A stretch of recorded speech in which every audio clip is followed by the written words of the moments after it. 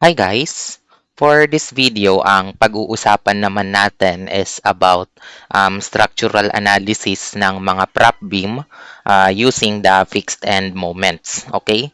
So of course, ang pinagkaiba ng prop beam class compared sa restrained beam is simply yung isang end lang ang fully restrained while the other end is a simple support katulad ng nakikita nyo ngayon dito sa screen. Okay? So, of course, ito, may moment resisting reaction pa rin ito.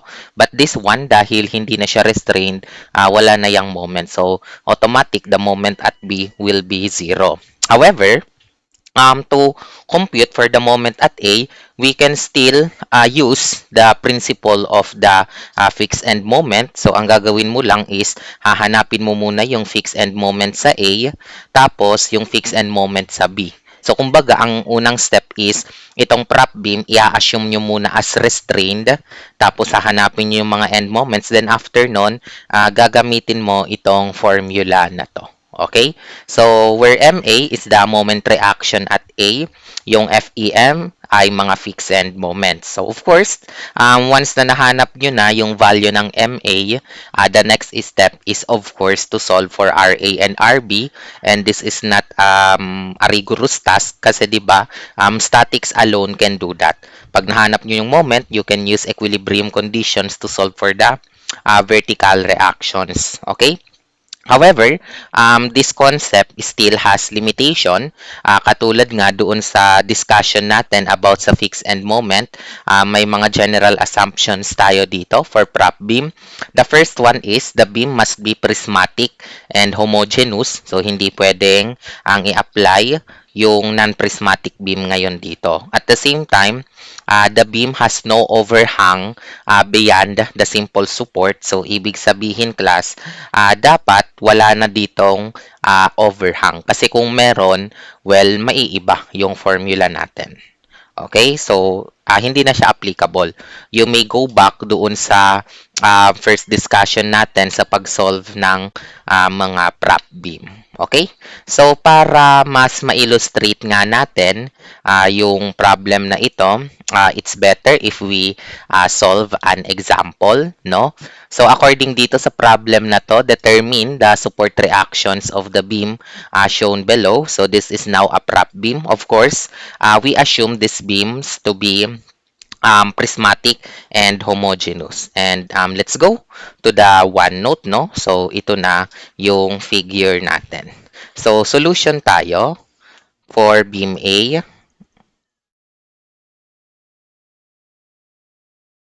So, again, ang unang gagawin natin dito, class, kapag gagamitin nyo yung fixed end moment, kailangan i-assume natin that the beam, no, is fully restrained. Okay, so i-assume natin siya na yung biga natin ay fully restrained. So, ibig sabihin, once we draw our beam, then fix siya on both ends. Tapos, ito yung ating load. So, this is 45 kilonewton per meter. Okay? So, ang gagawin natin, class, is hahanapin nga natin both the fixed end moment at A, kasi ito yung point A and ito yung point B. Tapos, the fixed end moment at B. Fortunately, nahanap na natin to doon sa mga previous example, no? So, hindi na ako nito magpe-perform nung integration approach. Basta tandaan nyo lang na i-assume nyo lang na yung beam muna is a fully restrained one. So, noong ginawa natin yun, kinumpute na natin yun, class, kanina. Nasaan na yung example na yon?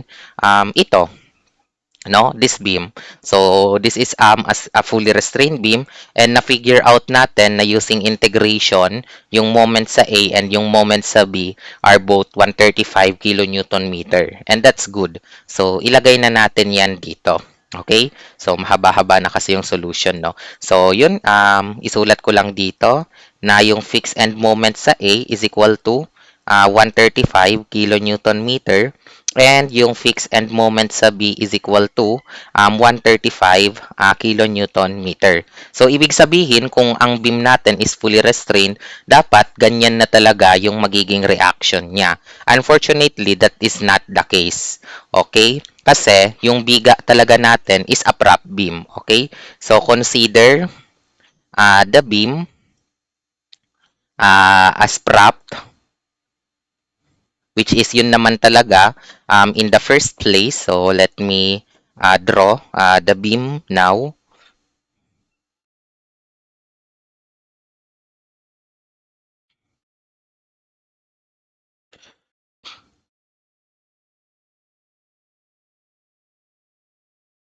So, this is 45 kilonewton per meter, and this is 6 meters, right? Tama ba? 6 meters to. Check ko nga. Yes, 6 meters. Nakalimutan kong ilagay yung dimension, no? Na 6 meters. So, this time, i-assume na natin class na prop siya. So, ito yung point A and ito yung point B. Saka, instead of FEM, ang ilalagay ko na lang is moment at A. Then, of course, the reaction at A and the reaction at B. So, notice, common sense naman na dahil simple support yung B, automatic class na yung moment sa B is equal to 0. So, ang concern natin is yung moment sa A, which is equal to the fixed end moment at A plus 1/2 ng fixed end moment at B. So, all you need to do is to substitute, no? So, yung fixed end moment at A, na-compute na natin yon as 135 plus 1/2 ng 135. So, therefore, yung moment reaction natin, class at A, calculated na agad as 135 plus 1/2 ng 135. Ang sagot ay 202.5 kilonewton meter. So, 202.5 kilonewton meter. Okay, so tingnan nyo, no? Dapat parehas sila ng direction. Kung sa kaliwa ito, and sa kaliwa lang yung fixed end, dapat pa ganito din yung direction. So, therefore, the moment at A is 202.5 kilonewton meter, and that is good na. Agad-agad, no? May moment ka na ng A. Napaka-basic lang pala. So, ang magiging next step na lang natin is to solve for the reactions using, yun na nga, equation of equilibrium. So, summation, moment at A is equal to 0. So, that is clockwise equals counterclockwise. So, therefore, ang mangyayari dyan, the clockwise moment is simply the 45 kilonewton times 6 tapos 6 over 2.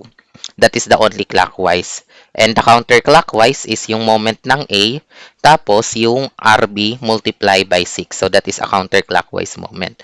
Okay, so here, isulat ko lang to. 45 times 6, tapos 6 over 2.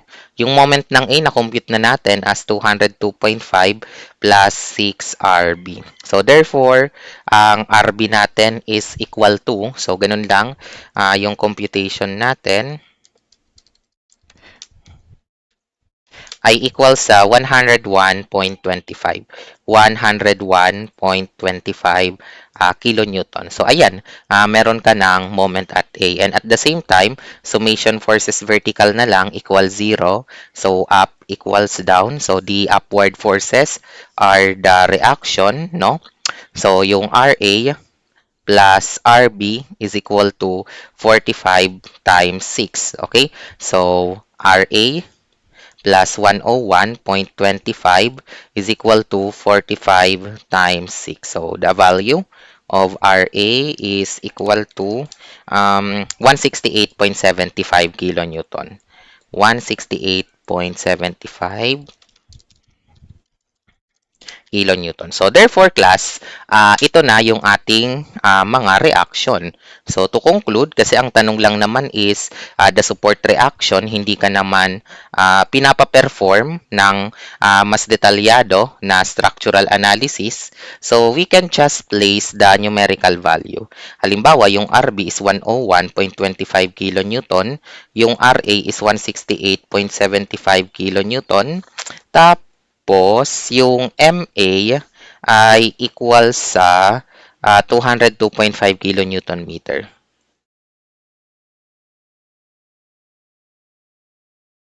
So, ito na yung sagot natin for this beam. Okay?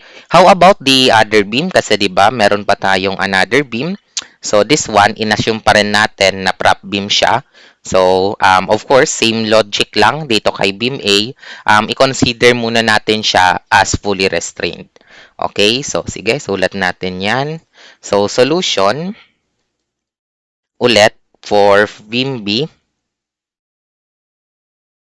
So, ang unang step ay assume natin is fully restrained.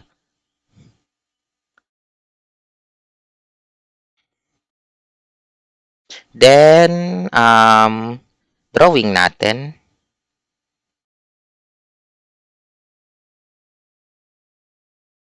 yung mismong load.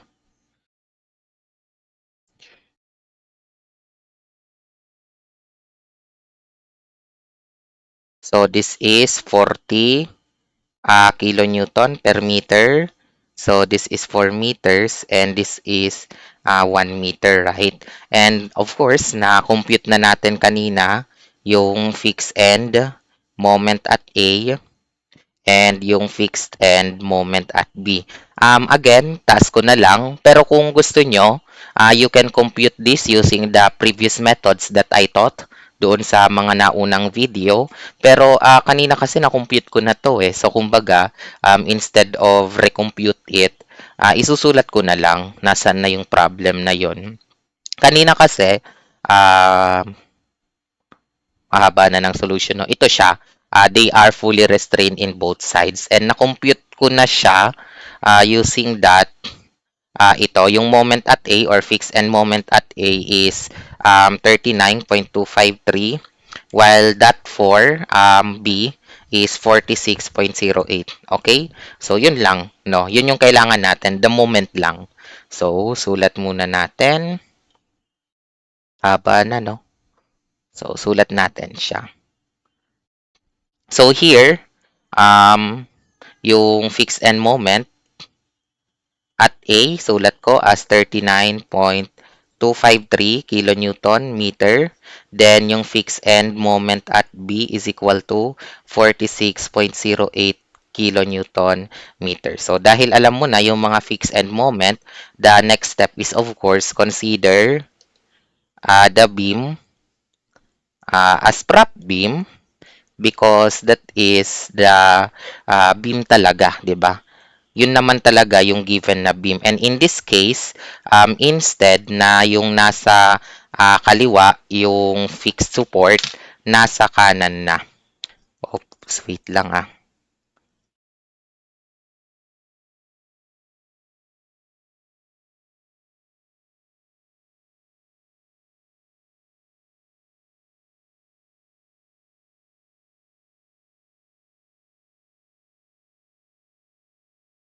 Ayan.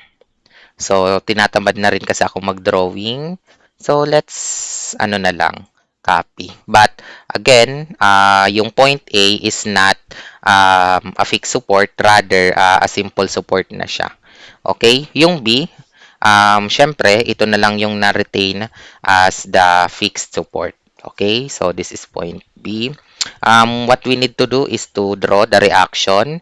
Ito yung reaction at B. This time, ito na yung moment at B and ito na yung reaction at A. Kasi nga, di ba, wala naman na talagang moment sa A. Okay? So here, yung moment sa A, as I said, is 0. But the moment at B is equal to, dahil yung point B yung i-consider natin, edi syempre, that is equal to the fixed end moment at B plus 1/2 ng fixed end moment at A. Okay, so pag sinubstitute natin yan, the fixed end moment at B is 46.08. So, 46.08 plus 1/2 ng 39.253. Okay, so 46.08 plus 1/2 ng 39.253. So, that is 65.707. 65.707 kilonewton meter. Okay? So, ayun. Meron ka ng reaction sa B and that is good. Okay? So, the next step is to take a moment. Bahala ka kung saan mo gustong i-take yung moment. Pwedeng dito sa point A or point B. Basta mahanap nyo yung isang reaction. Kasi nga, the last goal na lang naman is to solve for the vertical reactions, which is statics alone can do that. So, let's say summation, moment at A is equal to 0. So, clockwise moment is equal to counterclockwise moment. So, yung clockwise moment natin ay 1/2 ng 4, tapos 40, and 2/3 ng 4. Di ba? So, 2/3 ng 4 siya. Another clockwise moment is yung moment at B. This is clockwise. And of course, yung RB multiplied by 5 meter is the only counterclockwise moment. Okay? So, 1/2 ng 4, 40, 2/3 ng 4 plus the computed value of MB na 65.707 is equal to 5 RB. So there is no other unknown in our equation but the value of RB. Okay? So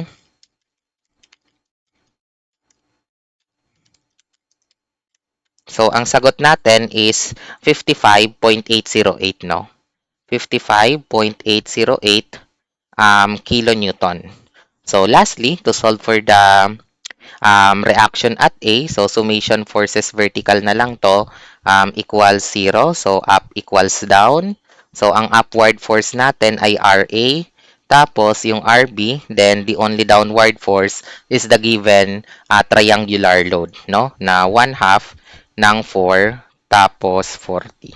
Okay, so that is equal to 55.808 plus RB is equal to 1/2 ng 4 tapos 40. So, ang value ng, sorry, baliktad.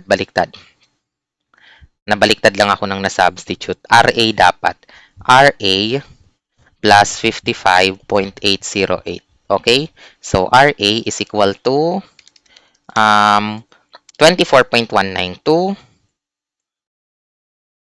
kilo newtons. Dahil na-solve na natin yung mga reactions, the next step na lang is of course, i-substitute nyo na lang siya para makumpleto na natin, no, yung mga values. So, di ba? Madali lang naman ang mga statically indeterminate structures kasi majority naman class ng mga given sa statically indeterminate, mga homogeneous saka prismatic. Okay? So, dito, lagyan ko na lang ng value. RA is equal to 24.192 kilonewton. Yung RB is equal to 55.808 kilonewton. And lastly, yung moment at B is 65.707 kilonewton meter. So, ito na yung solution natin dito sa problem na ito. I hope na intindihan nyo na kapag analysis ng prop beam, i-assume nyo na lang na restrained beam muna siya, then yung magiging moment nung natitirang restrain, kasi syempre yung isa magiging simple support na lang, is equal to yung fixed end moment nung original na restraint plus kalahati nung fixed end moment nung napalitan na support. So that is basically the solution here. I hope na intindihan nyo itong discussion natin. So thank you so much and ingat kayong lahat.